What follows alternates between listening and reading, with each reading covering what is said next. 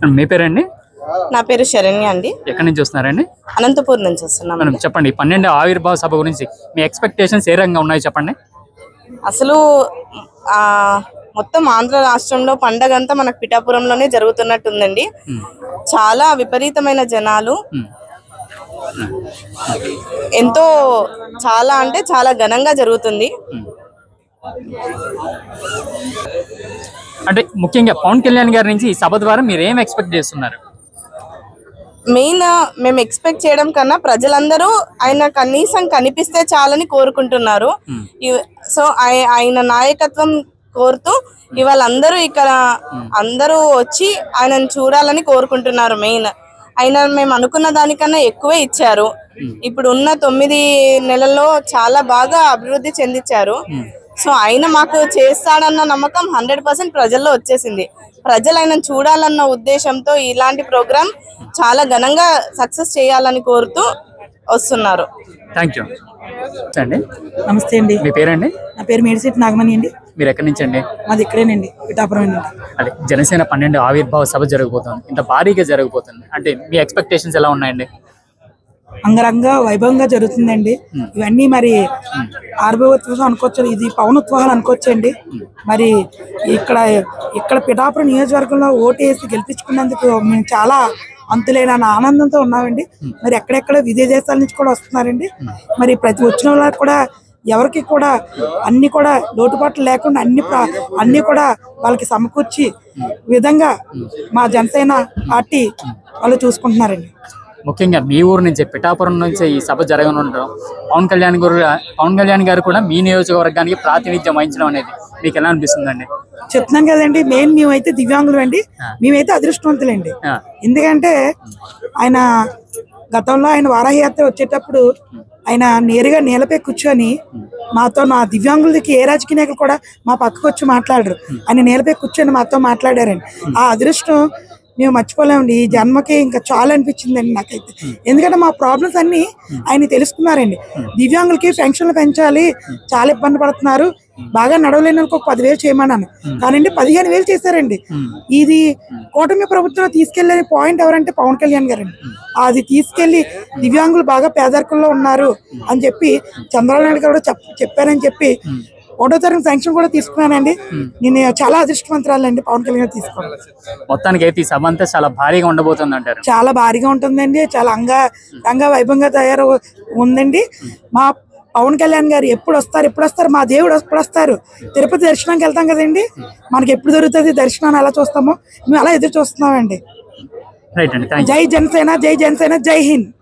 చెప్పండి మీ పేరండి? నా పేరు మంజుల అండి. ఎక్కడి నుంచి వస్తున్నారు? అనంతపురం జిల్లా నుంచి వచ్చామండి మేము. ఎలా అనిపిస్తుందండి 12వ ఆవిర్భావ సభ? నేనైతే ఫస్ట్ టైం ఒక్కసారి మాత్రమే బ్రహ్మోత్సవాలు చూశాను. శ్రీవారి బ్రహ్మోత్సవాలు అంటారు కదా, అది కన్నుల పండుగ ఎన్నో వేల మంది కలిసి లక్షల మంది కలిసి ఎలా చేసుకుంటామో సెకండ్ థింగ్ మళ్ళీ ఇలాగే చూస్తాము.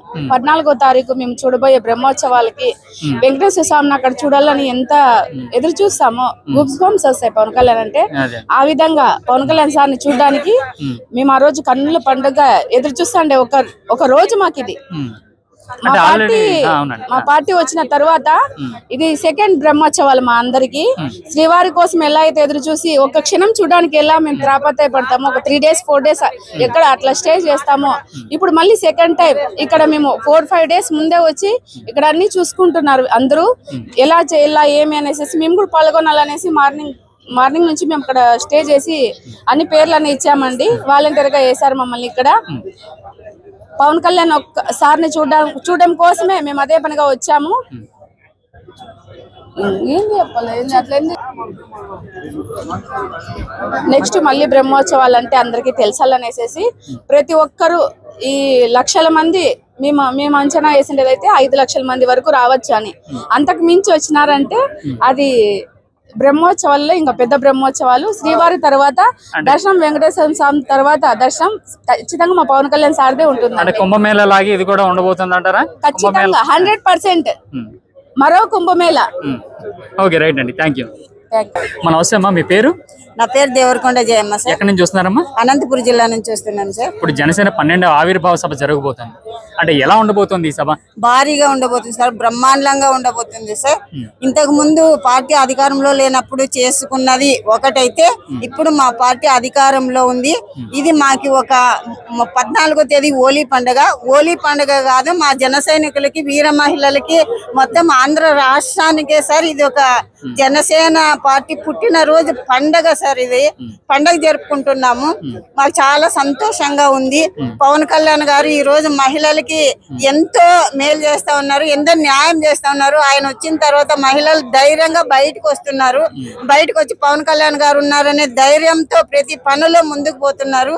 బ్రహ్మాండంగా జరుగుతుంది ఈ జనసేన పుట్టినరోజు పండగ అని చెప్పి తెలియజేస్తున్నాం సార్. అంటే గతంలో కేవలం పవన్ కళ్యాణ్ గారి ద్వారా మొదలైన ఈ పార్టీ ఈ రోజు 21 మంది ఎమ్మెల్యేలు, 2 ఎంపీలతోటి అంటే 100% స్ట్రైక్ రేట్ తోటి ఉన్నారు. అంటే ఎలా అనిపిస్తుందమ్మా ఈ ఫార్మేషన్ అంతా చూస్తుంటే? చాలా సంతోషంగా అనిపిస్తుంది సార్. గతంలో ఆయన ఎంతో కష్టపడ్డారు, ఎన్నో అవమానాలు పడ్డారు, ఎన్నో అవహేళనలకి గురయ్యారు. ఈ రోజు 10 సంవత్సరాల 11 సంవత్సరాల కష్టం ఈ రోజు మాకు కనపడతా ఉంది సార్. మాకు చాలా హ్యాపీగా ఉంది సార్, చాలా సంతోషంగా ఉంది సార్. ఇలా మొత్తం ఎంతమంది జనం వస్తారని చెప్పి అనుకుంటున్నారమ్మా మీరు? కొన్ని లక్షల మంది వస్తున్నారు సార్. ఇక అంతమంది ఇంతమంది అని కాదు, కొన్ని లక్షల మంది వస్తున్నారు సార్. ఓకే, అయితే మొత్తానికి మీరు ఈ సభ పట్ల ఫుల్ గ్రాండ్ సక్సెస్ అని చెప్పి చాలా గ్రాండ్ 100% కాదు, 1000%, 2000% గ్రాండ్ సక్సెస్. రైట్ అమ్మా, thank you. Thank you sir. మీ పేరు? మీరు ఎక్కడి నుంచి వస్తున్నారండి? నా పేరు శైలజ అండి, నేను అనంతపురం నుంచి వస్తున్నాము. మాది రాయలసీమ. ఎలా అనిపిస్తుందండి మీకు ఈ 12వ ఆవిర్భావ సభ? ఇది ఒక సభలాగా లేదు, ప్రపంచవ్యాప్తంగా జరుగుతున్న పండగలాగా ఉంది మాకైతే. అసలు మేము ఇలాంటి పండగ రోజును మేము ఎట్లా అసలు మా మాటల్లో ఎలా వ్యక్తపరచాలో మాకు అర్థం కావడం లేదు. ఎందుకంటే ఇంకా 14వ తారీఖు సభ అయితే 1 వీక్ నుంచి కాకినాడ మొత్తము జనసందోహంతో నిండిపోయింది. అంటే ఒకసారి ఒక మీటింగ్ లో బండ్ల గణేష్ గారు అన్నారు, పవన్ అనేది ఒక వ్యసనం అని. ఆ వ్యసనం ఎంతగా అభివృద్ధి చెందిందో ఇప్పుడు మాకు తెలుస్తుంది అన్నమాట. ఏదైనా ఒక వ్యసనం ఉంటే దాన్ని తొలగించుకోవాలనుకుంటాము, కానీ ఈ వ్యసనం తొలగించుకోలేము. మన చచ్చేంత కాలం, మన జీవిత కాలము, మా కట్టెలన్నీ కాలేంత వరకు కూడా ఈ పవన్ అనే వ్యసనాన్ని మేము వదిలించుకోలేము. అంత అభిమానంతో ఉన్నాము. మేమందరం కూడా అనంతపురం నుంచి వీల మహిళలు చాలా మంది వచ్చాము, ఇక్కడ వర్క్ చేయడానికి వచ్చాము. ఇక్కడ ప్రతి ఒక్కరికి కూడా, లేడీస్ కానీ వచ్చిన ప్రతి ఒక్కరికి కూడా సౌకర్యాలు చూస్తుంటే అసలు నిజంగా కనీ వినే రీతిలో సౌకర్యాలు ఉన్నాయి. ఎక్కడే కానీ అసౌకర్యం అనేది లేకుండా అంబులెన్సెస్ కానీ, పోలీస్ వ్యవస్థ కానీ, మెడిసిన్స్ కానీ, ప్రజలందరికీ కూడా వాటరు, పుచ్చకాయలు, నిమ్మరసము ఇలాంటివన్నీ కూడా ఇక్కడ ఏర్పాటు చేశారు. చాలా అసలు ఆశ్చర్యంగా ఉంది. ఇంత పెద్ద ఎత్తున ఎవరు చేయరండి, దేశంలోనే ఎక్కడ జరగదు ఇలాంటిది. మన మోడీ గారు అన్నట్టు ఇది ఒక తుఫాన్ అన్నమాట. పవన్ కళ్యాణ్ గారు అనే మాటలో ఒక తుఫాను. అది ఈరోజు ఈ ఆవిర్భావ సభలో అది నిజమవుతుంది. ఆ తుఫాన్ ఎదుర్కొనేందుకు మేమందరం కూడా సిద్ధంగా ఉన్నాము. మేము ఆ తుఫాను చూడడానికి వచ్చామన్నమాట. ఆ తుఫాను మేము చూడడానికి వచ్చాము, ఎదుర్కొనేందుకు చూడడానికి వచ్చాను. ఆ తుఫాన్ అభిమానిస్తూ దాన్ని మేము చూడడానికి వచ్చాము. మేము వెయిట్ చేస్తున్నాం 14వ తారీఖు కోసం. ఇంకా ఎన్ని ప్రపంచవ్యాప్తంగా ఎదురు చూసండే ఈ మధ్య కాలంలో ప్రపంచవ్యాప్తంగా ఎదురు చూస్తాండే మరి ఒక రోజు ఏంటంటే మనకు మే 13 తర్వాత ఈ 14వ ఆవిర్భావ సభ మాత్రమే ప్రపంచవ్యాప్తంగా ఎదురు చూస్తున్నారండి. ఆ రోజు కలిసే జనాన్ని ఎవరు కంట్రోల్ చేయలేము, ఎక్స్పెక్ట్ చేయలేము. ఎన్ని లక్షల మంది అనేది కూడా మేము ఎవరు నోటి వాక్యాలతో చెప్పలేము. జై పవన్ కళ్యాణ్, జై జనసేన. మేడం, ఎలా జరగబోతుంది మేడం ఇక్కడ జనసేన పార్టీ ఆవిర్భావ దినోత్సవం? ఖచ్చితంగా అద్భుతంగా జరగబోతుందండి. మరి 10 సంవత్సరాల ఒక అలుపెరుగని పోరాటం తర్వాత, చారిత్రాత్మక విజయాన్ని నమోదు చేసుకున్న తర్వాత ఒక చారిత్రాత్మకమైనటువంటి ఆవిర్భావ సభని నిర్వహించుకోబోతున్నాము. మరి ఏర్పాట్లు కూడా చాలా ఘనంగా నిర్వహించడం జరిగింది. దూర ప్రాంతాల నుండి ప్రజలు వస్తారు కనుక, లక్షల్లో తరలి వస్తారు కనుక వాళ్ళకి ఎటువంటి ఇబ్బంది కలగకుండా మరి కమిటీలను ఏర్పాటు చేసుకొని ప్రతి కమిటీ కూడా వాళ్ళ వాళ్ళ బాధ్యతల్ని సక్రమంగా నిర్వర్తించుకుంటా ప్రజలకు ఎటువంటి ఇబ్బంది కలగకుండా మరి ఒక చారిత్రాత్మకమైనటువంటి విజయంలో ప్రతి ఒక్కరూ భాగస్వాములు కావాలని పవన్ కళ్యాణ్ గారు పిలుపునివ్వడం జరిగింది. ఈ 10 సంవత్సరాలు పార్టీ కోసం అహర్నిశాలు కష్టపడి మరి అధినాయకుని అడుగులు వేసుకుంటూ ఈ పోరాటంలో పాలు పంచుకున్నటువంటి నాయకుడి దగ్గర నుండి క్షేత్రస్థాయిలో కార్యకర్త వరకు ప్రతి ఒక్కళ్ళు కూడా ఈ విజయోత్సవ సభలో పాల్గొనాలని మరి ప్రతి ఒక్కరం కూడా అందరం కలిసి ఒక ఉత్సవం లాగా ఈ ఆవిర్భావ సభని జరుపుకోవాలని తెలియపరచుకుంటున్నాం. ఇకపోతే అంటే జనసేన ఆవిర్భావ దినోత్సవం చూసాం కానీ వైసీపీ కూడా ఈ మధ్యన ఈ రోజు ఆవిర్భావ దినోత్సవం చేసుకుంటారు. తెలుసా మేడం, మీకు ఐడియా ఉందా? అసలు పులిని చూసి నక్క వాతలు పెట్టుకుందంట. మరి గతంలో అధికార పక్షంలో ఉంది వైసీపీ 5 సంవత్సరాల పాటు. మరి ఎప్పుడు వైసీపీ పార్టీ అనేది ఆవిర్భవించింది అనేది ఆంధ్ర రాష్ట్ర ప్రజలకు ఎవ్వరికీ తెలియదు. మరి వాళ్ళ కొత్తగా ఆవిర్భావ సభని నిర్వహించుకుంటున్నారంటే ఖచ్చితంగా ఇదే సామెత వర్తించింది, పులిని చూసి నక్కవాత పెట్టుకుందని. మరి పవన్ కళ్యాణ్ గారు ఆవిర్భావ సభను నిర్వహిస్తున్నారు ఘనంగానంగాని ఇప్పుడు వైసీపీ వాళ్ళకి ఆవిర్భావ సభ గుర్తు రావడం అనేది నిజంగా చాలా ఇబ్బందికరమైన శోచనీయమైనటువంటి అంశంగా మేము భావిస్తున్నాము. ఎప్పుడు మరి వైసీపీ పార్టీని స్థాపించారో మరి ఎవరు ఈ పార్టీకి ఆ ఆవిర్భావాన్ని మరి ఎవరు అధ్యక్షులు అనే విషయం కూడా ఇంతవరకు మరి ఎప్పుడు వాళ్ళు జరుపుకుంది లేదు.